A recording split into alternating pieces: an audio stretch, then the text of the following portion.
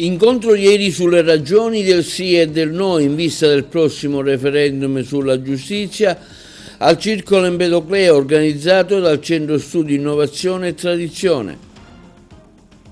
Nulla di fatto ieri al tavolo regionale che si è svolto a Catania dagli esponenti del centrodestra. Alla Lega non piace il metodo proposto da Fratelli d'Italia, MPA e Forza Italia, due nomi in campo, Sodano e Gentile. Il parere del segretario della UIL, Gero Acquisto, sui 5 anni di candidatura Miccichè. Il comitato di quartiere di Cannatello invia una lettera di protesta al prefetto e al sindaco sullo spreco di acqua e sulla poca sicurezza stradale del quartiere. Panoramica degli avvenimenti sportivi della domenica, la Castrum per la salvezza contro il Ragusa, l'Acragas d'Aragona con l'Atletico Megara, l'Empedoclina in campo per la vetta della classifica.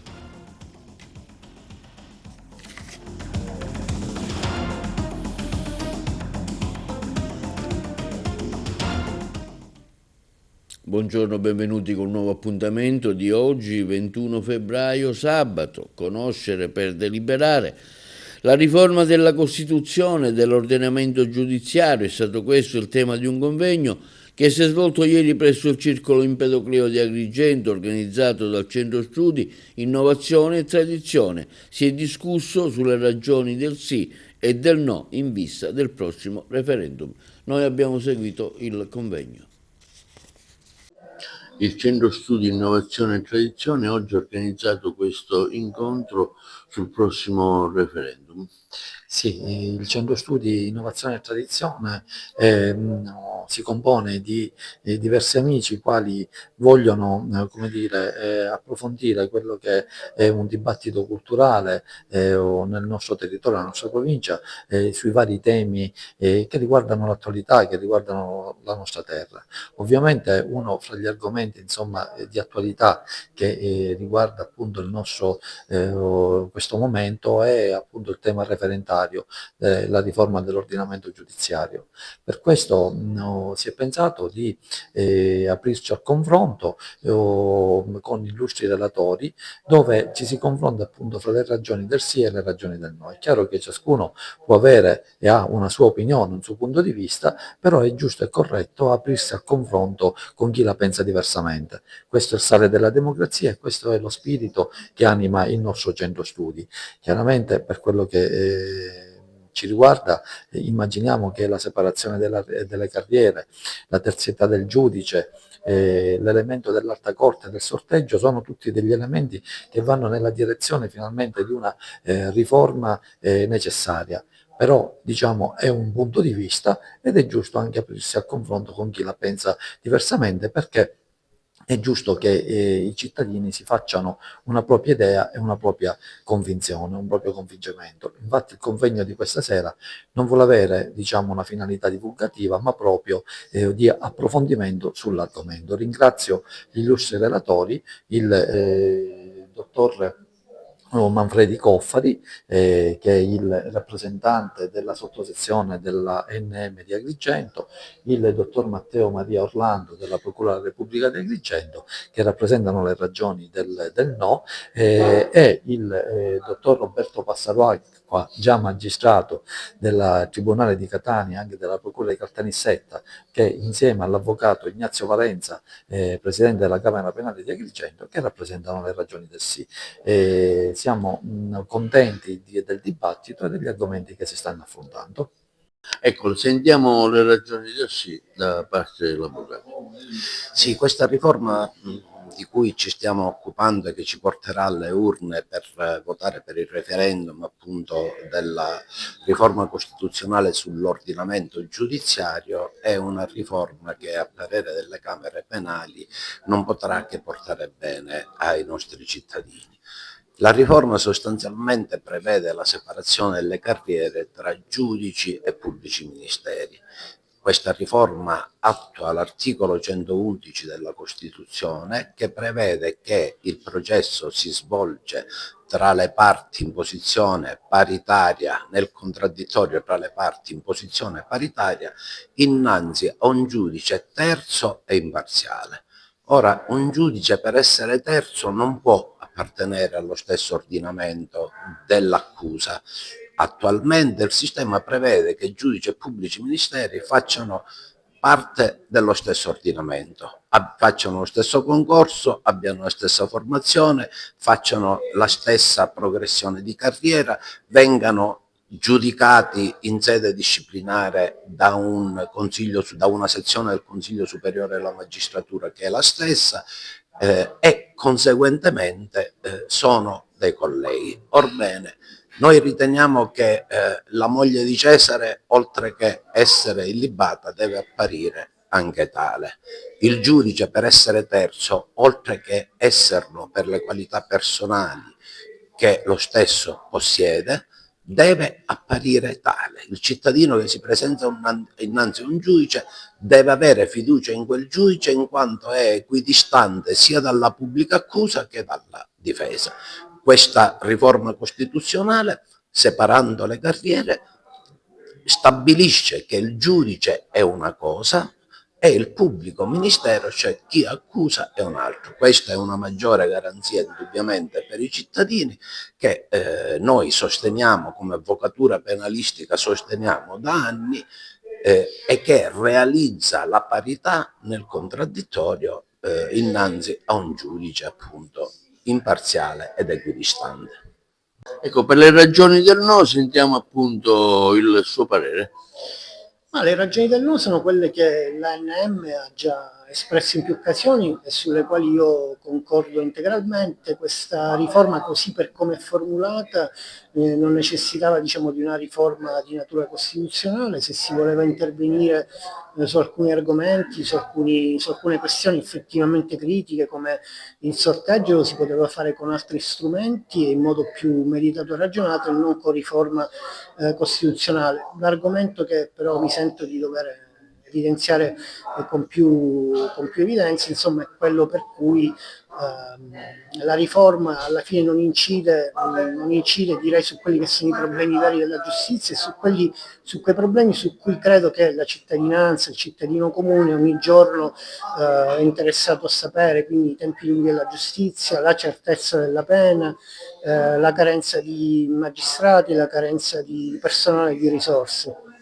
È l'atteso vertice voluto ieri a Catania dalla Lega del vicepresidente della regione Luca Sammartino per la scelta dei candidati sindaci alle prossime elezioni amministrative si è chiuso con un nulla di fatto in merito alla possibile candidato a sindaco di Agrigento. L'incontro iniziato nella mattinata di ieri con i rappresentanti del centrodestra ha registrato profonde divergenze, non tanto sul nome proposto ma sul metodo. Tutto è stato rinviato a martedì prossimo a Palermo.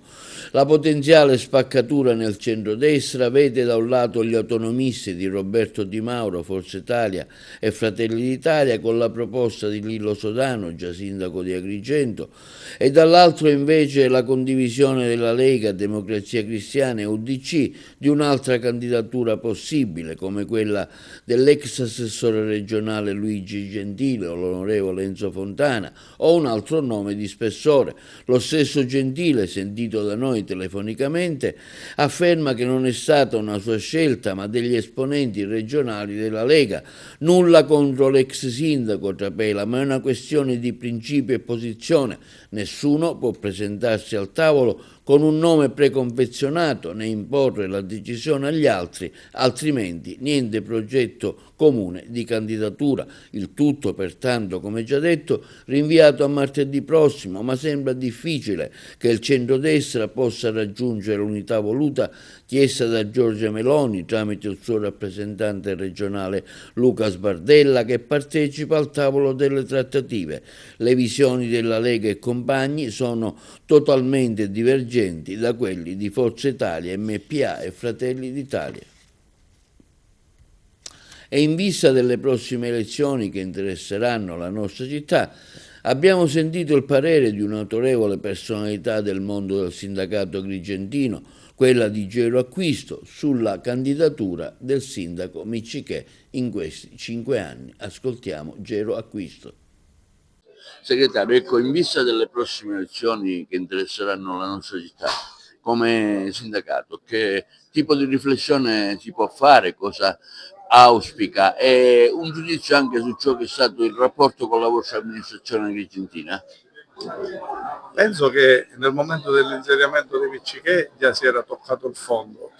L'amministrazione Miccichè ha raschiato il fondo, quindi bisogna ripartire da quello che è lo stato dell'essere, una città che è completamente distrutta, una città dove la viabilità non esiste, dove le buche sono l'essenza delle nostre strade, dove i servizi non ci sono per i nostri cittadini, dove l'occasione che avevamo per riscattare questo territorio, che era Agrigento capitale della cultura, è stata un'opportunità che si è persa. Quindi io mi auguro e spero che si possa trovare una persona che possa essere la sintesi di un gruppo che possa far ripartire non solo l'economia, ma anche la volontà degli agrigentini di avere fiducia in un'amministrazione e poter dire di essere orgogliosi di essere agrigentini. Ecco, in questi 5 anni avete mai avuto un incontro con l'amministrazione comunale sulle problematiche che vi riguardano, che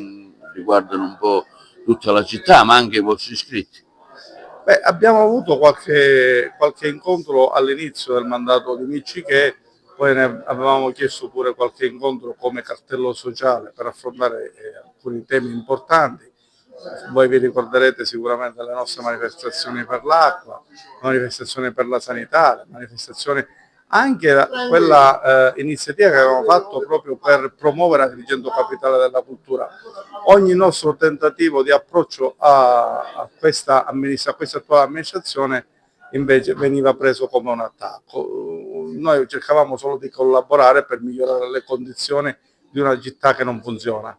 Il cartello sociale è ancora un organismo importante per la città, perché è servito anche da pungolo, non solo per l'amministrazione comunale, ma un po' per tutte le istituzioni. Il cartello sociale è stato uno strumento validissimo per questo territorio.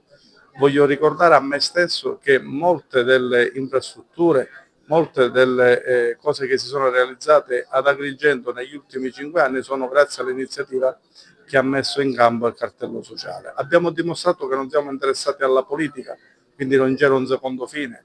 Voglio ricordare la realizzazione del Ponte Petrusa, la manifestazione che abbiamo fatto nel mese di gennaio del 2020, oltre 5.000 persone sono scese per strada per chiedere quel ponte, per chiedere una viabilità migliore. Abbiamo fatto diverse manifestazioni che hanno suscitato interesse dei cittadini e hanno cercato di stimolare chi governa questo territorio.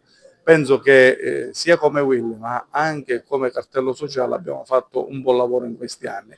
Purtroppo la miopia e il non volere ascoltare le pressioni e gli stimoli che arrivano sia dal cartello sociale ma dalle parti sociali ha portato agli insuccessi che sono sotto gli occhi di tutti.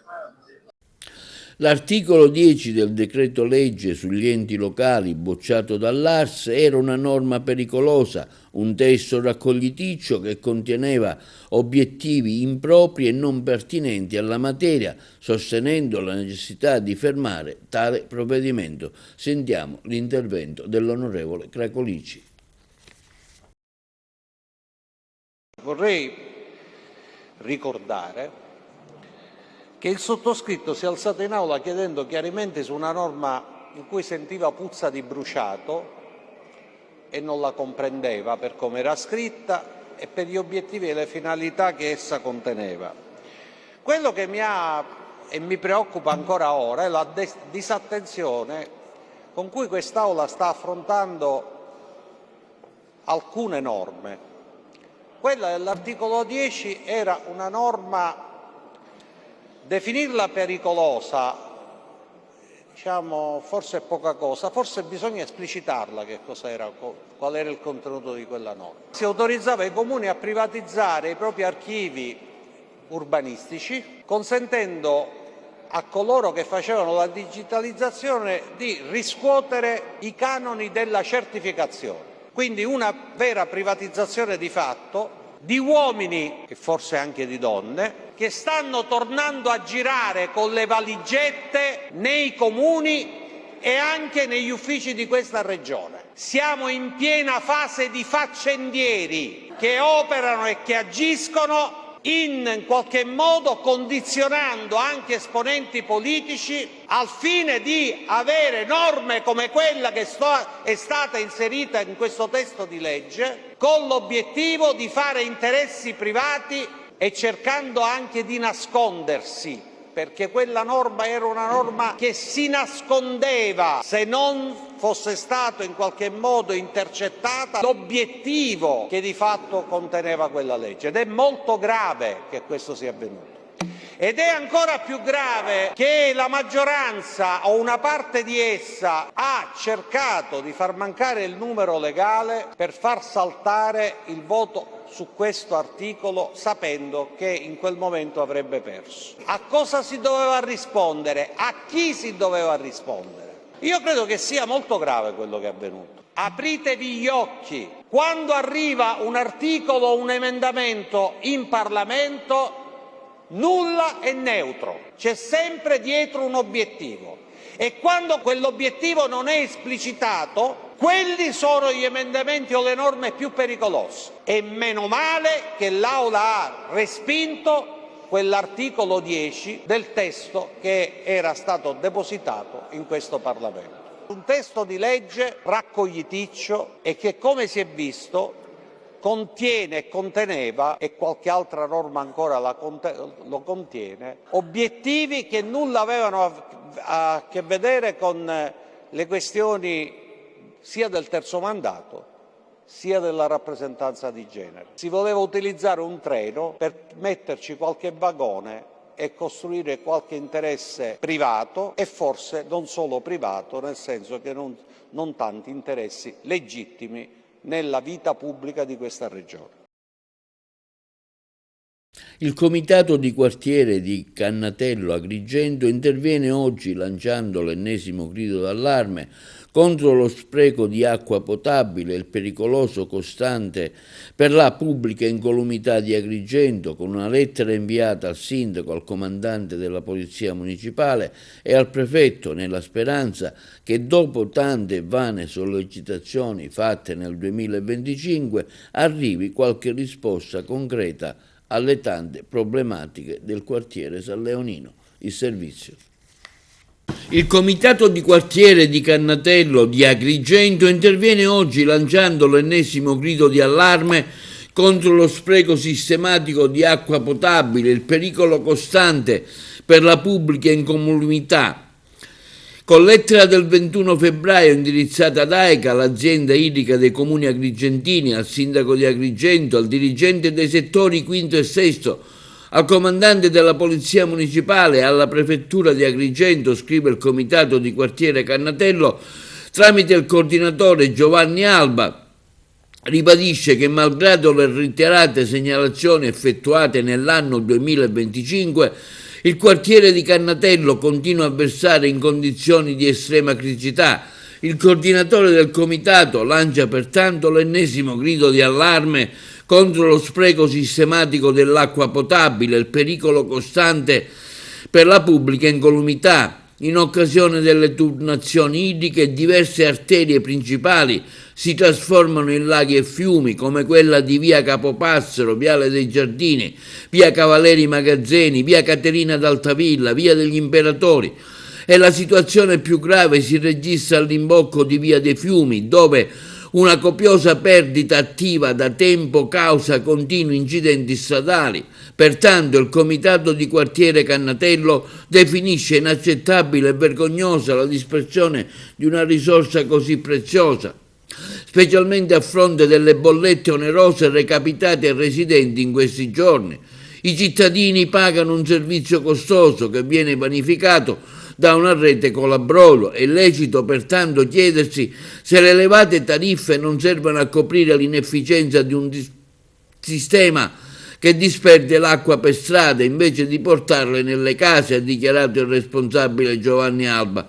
Il comitato di Cannatello pertanto rivendica ed esige un intervento immediato che comprenda le verifiche tecniche, le riparazioni urgenti delle perdite segnalate, il ripristino del manto stradale ormai compromesso dalle infiltrazioni e la messa in sicurezza dei tratti pericolosi con opportuna segnaletica stradale. In assenza di un riscontro concreto e tempestivo, conclude il comitato di quartiere, si dichiara pronto a tutelare i diritti dei residenti presso le sedi competenti e gli organi di vigilanza. Le classi del triennio terzo, quarto e quinto dell'Istituto Gallo Sciascia di Agrigento hanno partecipato a un evento che si è svolto a Palermo nell'ambito del progetto Futuro Oreca con i rappresentanti del gruppo turistico Mangias sul tema della ospitalità alberghiera, il nostro servizio. Un'importante occasione di orientamento professionale ha coinvolto gli studenti delle terze classi, quarte e quinte all'indirizzo alberghiero dell'Istituto Gallo Sciascia di Agrigento, offrendo loro uno sguardo concreto sulle dinamiche e sulle prospettive occupazionali nel settore dell'ospitalità e della ristorazione. L'iniziativa promossa nell'ambito del progetto Futuro Oreca Svela il tuo talento si è tenuta il 19 febbraio presso il Grand Hotel De Palme di Palermo. Durante l'evento rappresentanti del gruppo Mangia e di altre realtà di rilievo nazionale hanno condiviso esperienze, percorsi di carriera, visioni strategiche legate all'evoluzione del comparto enogastronomico e turistico. Il confronto ha stimolato una riflessione approfondita sulle competenze richieste dal mercato e sulle opportunità di crescita e sulle nuove tendenze che stanno trasformando il settore dell'ospitalità. Gli studenti, accompagnati dai docenti Giacomo Morello, Leonardo Mangione e Salvatore Sicilia, hanno partecipato con grande interesse, ponendo domande e dimostrando maturità e motivazione rispetto alle future scelte. L'esperienza si è rivelata un momento significativo di connessione tra formazione scolastica e realtà professionale, rafforzando il dialogo tra scuola e impresa, rendendo più tangibile il passaggio verso il mondo del lavoro. Italia Bio ha presentato presso l'Istituto Agrario Galileo Galilei di Canicattì il piano dell'offerta formativa 2025-2026 e la nuova rete nazionale di istituti agrari per la formazione in agricoltura. La scuola di Canicattì, ricordiamo, è capofila del progetto per la Sicilia.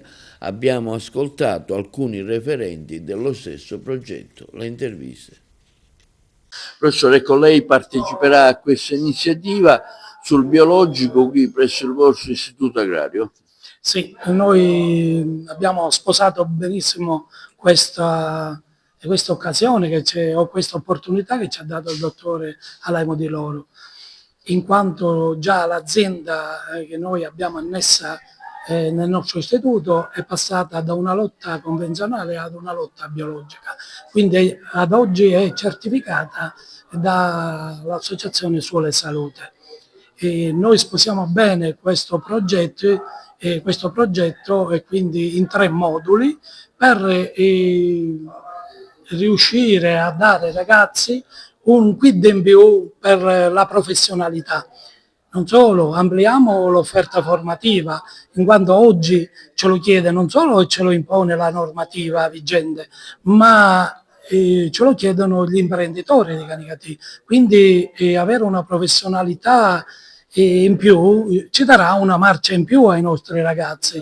Oggi parlare di sostenibilità si parla non solo dal punto di vista economico, ma anche ambientale e sociale, perché riuscire a dare un prodotto sano ci permette anche di abbassare quei costi che la sanità oggi hanno. Oggi c'è un'incidenza paurosa nel nostro territorio di malattie, ahimè, che ci danno problemi.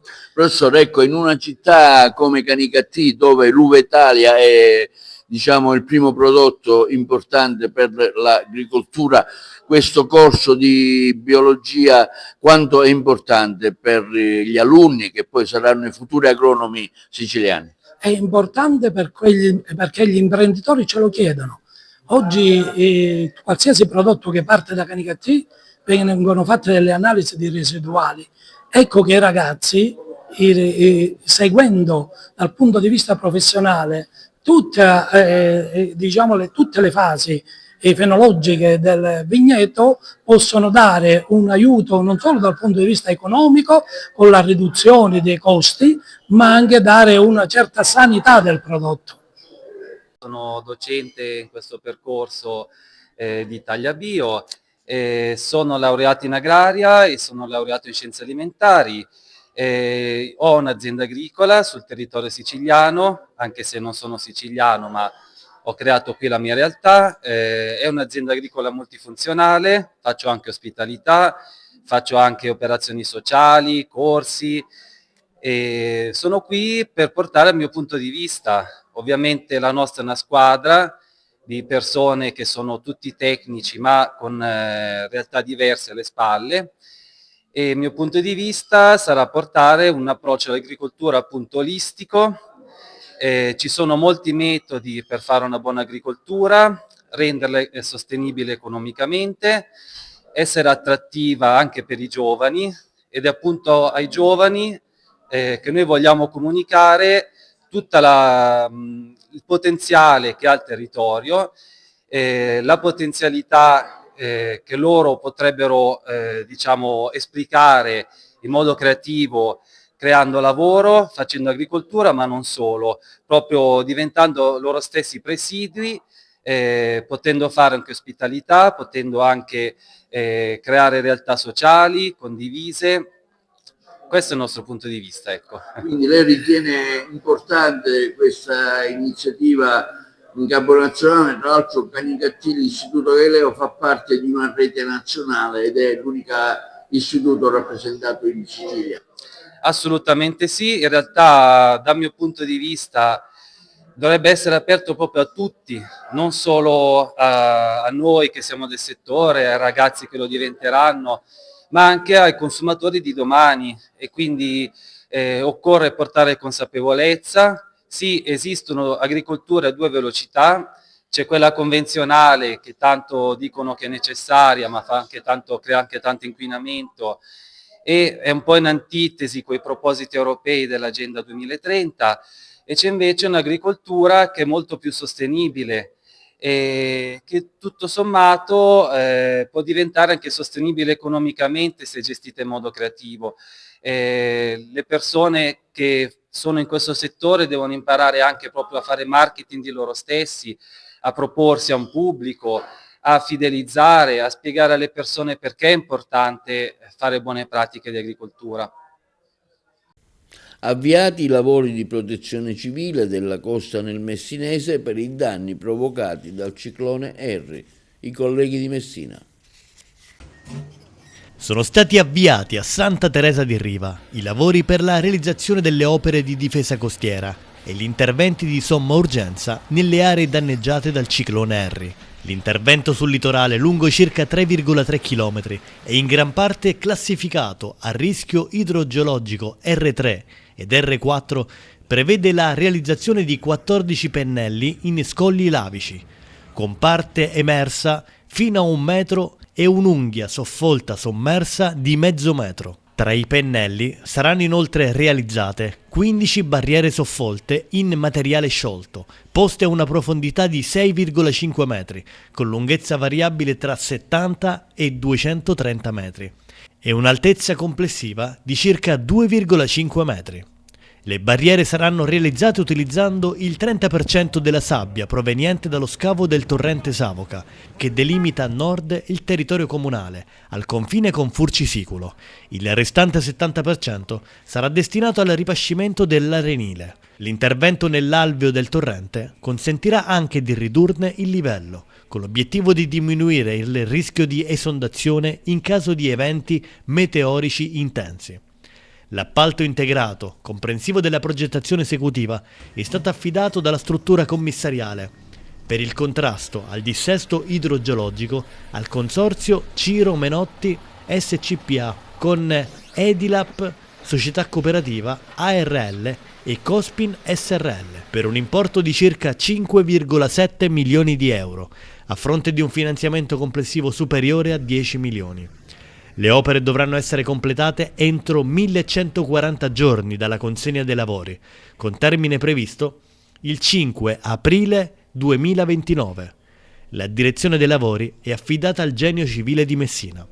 Parallelamente sono stati avviati 5 interventi di somma urgenza, finanziati dalla Regione. 2 sono stati affidati dal Genio Civile e riguardano opere di protezione di abitazioni, sottoservizi e tratti della strada litoranea danneggiati tra piazza Galassiopea e il lungomare Giovanni Falcone, e tra via Zara e l'area limitrofa a via del Gambero.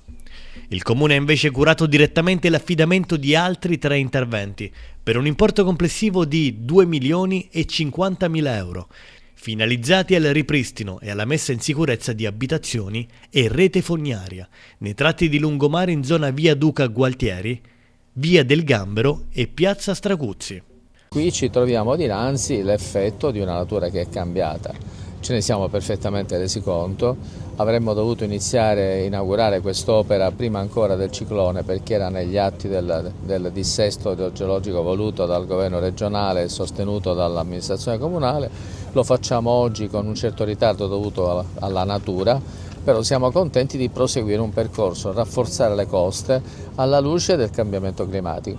Devo registrare qui la tempestività e la sinergia tra governo regionale, commissario straordinario sono io e amministrazione comunale nell'attivare subito i lavori di somma urgenza. Sono quei lavori che possono essere piccoli ma che possono essere strategici per iniziare subito i lavori, non dico eludendo le procedure di gara, ma con una selezione molto veloci che consentono naturalmente di tamponare le prime emergenze, e qui credo si stia facendo il massimo dei lavori. Abbiamo ben 5 lavori di 5 lotti affidati in somma urgenza, 3 da parte dell'amministrazione comunale e 2 da parte del commissario, ma in piena sinergia, perché occorre lavorare, e devo dire trovo un cantiere aperto. Continueremo naturalmente su questo perché lo sforzo è massimo, la collaborazione è massima. Devo ringraziare le amministrazioni comunali, il sindaco di Santa Teresa, con il quale mi sento spessissimo, perché io sempre credo nel fare sinergia tra le istituzioni. Siamo chiamati tutti oggi, uomini delle istituzioni, a dare il massimo di noi stessi in un momento strategico di cambiamento della natura. Tutto questo si accompagnerà a una rivisitazione e la tutela delle fasce costiere della nostra regione. È cambiato il clima, prima non si parlava di cicloni, adesso si parla di cicloni, e quindi bisogna prendere atto che occorre adeguare la pianificazione urbanistica territoriale di protezione delle coste naturalmente con sistemi diversi. Linea della regia per la pubblicità. Smantellata una rete di truffe bancarie con base tra il nord e il sud Italia, 3 le persone denunciate per un raggiro da oltre 24.000 euro. L'indagine dei carabinieri, coordinata dalla Procura della Repubblica di Termini Imerese, ha ricostruito un sistema organizzato su scala nazionale. I colleghi di Palermo. Un sistema strutturato con ruoli definiti e basi operative dislocate tra Torino, Pozzuoli e Villabate è quello emerso dall'indagine condotta dai carabinieri della stazione di Castellana Sicula sotto il coordinamento della Compagnia di Petralia Sottana e del Gruppo di Monreale, con la direzione della Procura della Repubblica di Termini Imerese.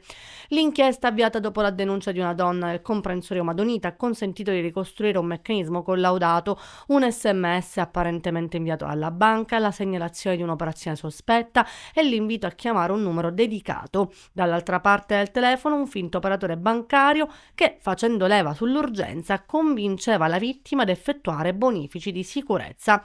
In realtà il denaro confluiva su conti correnti nella disponibilità del gruppo, per poi essere rapidamente smistato verso altri rapporti bancari, così da ostacolarne la tracciabilità. Il danno economico accertato supera i 24.000 euro. Decisive le perquisizioni personali e domiciliari eseguite nelle diverse città coinvolte, che hanno portato al sequestro di carte di pagamento e documentazione bancaria. Un'operazione che dimostra come reti criminali distanti tra loro possono operare in modo coordinato su scala nazionale, ma anche l'efficacia del lavoro sinergico tra reparti dell'arma. Le forze dell'ordine rinnovano l'appello alla prudenza. Nessun operatore bancario chiede per telefono codici riservati o bonifici urgenti. In caso di dubbio, interrompere la chiamata e contattare immediatamente il 112. Furto con esplosivo alla banca BNL a Pace del Mela. I ladri hanno fatto esplodere con un ordigno l'ingresso dell'istituto bancario per rubare la cassa del bancomat. Un boato nel cuore della notte ha spezzato la quiete di Giammoro, frazione del comune di Pace del Mela. Nel mirino dei malviventi, la filiale della Banca Nazionale del Lavoro, presa d'assalto con un potente ordigno per sottrarre il denaro custodito nello sportello automatico. Il colpo è stato messo a segno poco dopo le 3 del mattino. La filiale della banca si trova sul corso principale e proprio per questo i malviventi hanno agito in piena notte. I responsabili, ancora ignoti, hanno fatto esplodere il bancomat riuscendo a staccare l'intero modulo contenente il contante. Dopo averlo caricato su un mezzo, si sono allontanati rapidamente facendo perdere le proprie tracce prima dell'arrivo delle pattuglie. Ancora in via di quantificazione il bottino. L'esplosione ha provocato anche un incendio che ha devastato parte degli ambienti interni dell'agenzia bancaria. Le fiamme hanno richiesto l'intervento immediato dei vigili del fuoco del distaccamento di Milazzo, impegnati per diverse ore nelle operazioni di spegnimento e messa in sicurezza della struttura, evitando conseguenze ancora più gravi. Sul luogo dell'assalto sono intervenuti anche i militari dell'Arma dei Carabinieri, con una pattuglia proveniente dalla stazione di San Pierniceto. Gli investigatori hanno avviato i rilievi tecnici e stanno esaminando le immagini registrate dai sistemi di videosorveglianza della zona, nella speranza di individuare elementi utili all'identificazione del comando. Durante i sopralluoghi sono stati trovati sull'asfalto diversi chiodi a 3 punte, dispositivi comunemente utilizzati per danneggiare gli pneumatici e ostacolare eventuali inseguimenti. Un dettaglio che lascia ipotizzare un piano studiato nei minimi particolari per garantirsi una fuga senza ostacoli. L'episodio riaccende l'allarme sicurezza nel comprensorio tirrenico. Le indagini sono in corso per risalire agli autori del colpo e quantificare con precisione l'ammontare del bottino sottratto.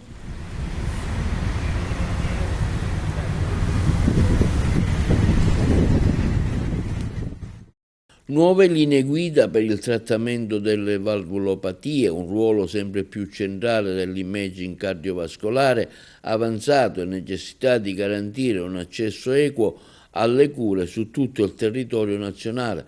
Sono stati questi i temi al centro di un convegno nazionale dal titolo Ecocardiografia e Cardiovascular Imaging nel cardiopatico che si è svolto a Palermo. Ce ne parlano i colleghi di Palermo.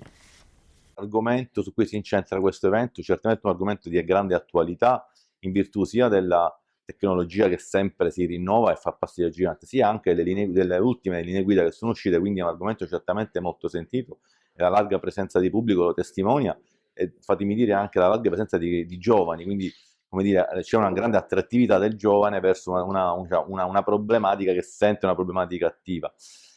Ma io ritengo che il messaggio fondamentale è che è una entità nosologica, la valvulopatia di per sé è un'entità nosologica che si va vissuta con integrazione, cioè non è monospecialistica, non è del cardiologo, non è del cardiochirurgo, non è del cardiologo interventista, ma vive di integrazione multidisciplinare.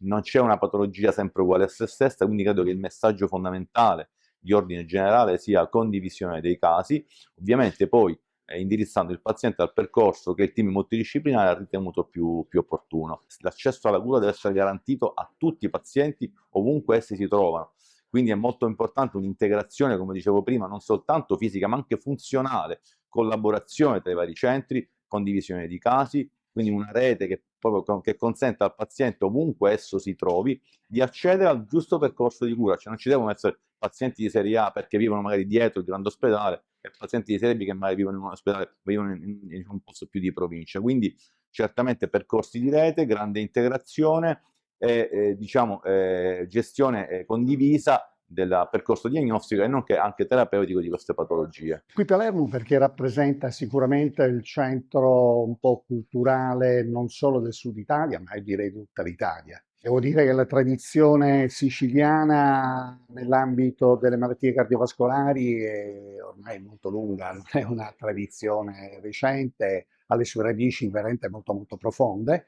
E basta pensare a tutto lo sviluppo della cardiochirurgia, della cardiologia interventistica che c'è stata qui in Sicilia, ma in tutta la Sicilia, e quindi credo che questo sia la dica molto lunga su quella che è l'attenzione di questa regione verso la problematica delle malattie cardiovascolari che rappresentano, non dobbiamo dimenticarcelo, la prima causa di morte nel mondo occidentale. Passiamo ora allo sport, la Castrum Favara domani in campo a Ragusa, una sfida diretta per restare in Serie D. Ce ne parla il collega Giuseppe Moscato. La Castrum Favara domani scende in campo a Ragusa per una di quelle partite che valgono il doppio. Si gioca per i 3 punti, ma in caso di vittoria sono 6 i punti che mette in classifica, essendo uno scontro diretto. Favara con 1 punto in meno tenta il sorpasso in una coda della classifica dove sono in tante a stazionare a pochi punti. Oggi l'allenamento di rifinitura e concentrazione alta nei volti dei giocatori e di Infantino. Sono tutti consapevoli che dopo un ciclo di partite terribili con squadre tecnicamente più forti, quali Regina, Sambiase, Gelbison, Nissa e Savoia, adesso inizia un mini campionato da 10 gare decisive e molte giocate con dirette concorrenti: Ragusa, Messina, Acireale, San Cataldese, Paternò e Enna. Domani torna la disponibilità a centrocampo di Schembari, che ha scontato la giornata di squalifica. Resta solo in infermeria Paolo Lomastro, alle prese ancora con un infortunio muscolare.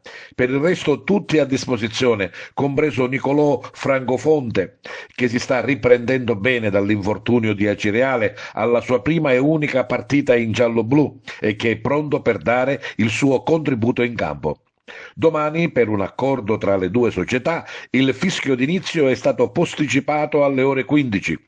Questa mattina, allenamento di rifinitura. Abbiamo sentito il mister Pietro Infantino.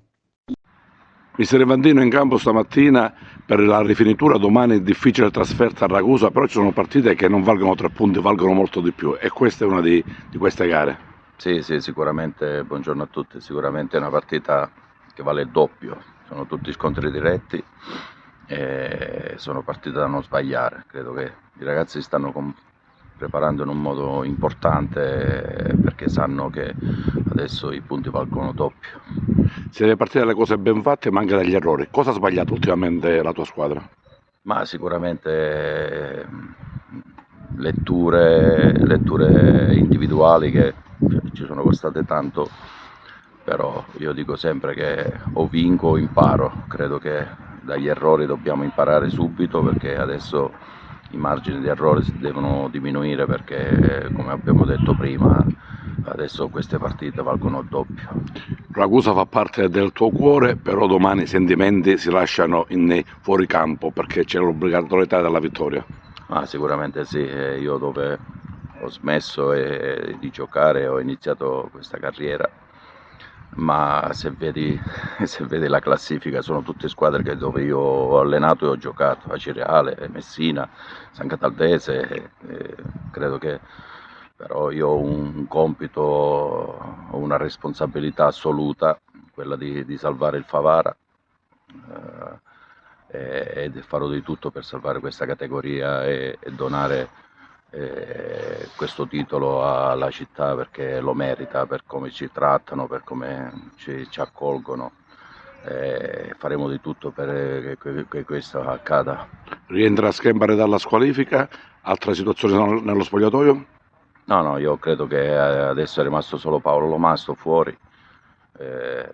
Francofonte è arrivato a una condizione buona, credo che adesso abbiamo un gruppo molto motivato, la concorrenza serve, alza l'attenzione, alza la concentrazione, alza il livello di qualità, e questo può fare solamente bene al gruppo. Vediamo adesso un ampio servizio dedicato agli eventi sportivi del calcio di domani, dalla Serie D all'Empedoclina, che contro il Fada Cerva la vittoria per la fuga in vetta alla classifica. Iniziamo la solita carrellata dei vari campionati che interessano la provincia di Agrigento. Chiaramente partiamo dalla Serie D Gironei. Lotta per la sopravvivenza tra Ragusa e Castrum Favara, entrambe coinvolte per non retrocedere direttamente in eccellenza. Savoia-Nissa invece è il match clou della giornata per mantenere l'alta classifica con la nuova IGA Virtus e altra capolista tutta a guardare. Regina derby calabro con la Vibanese, mentre 3 derby siciliani accendono una giornata tutta da seguire e da vivere. Acireale Milazzo, San Cataldese Enna, Atletiche Club Palermo, Gela.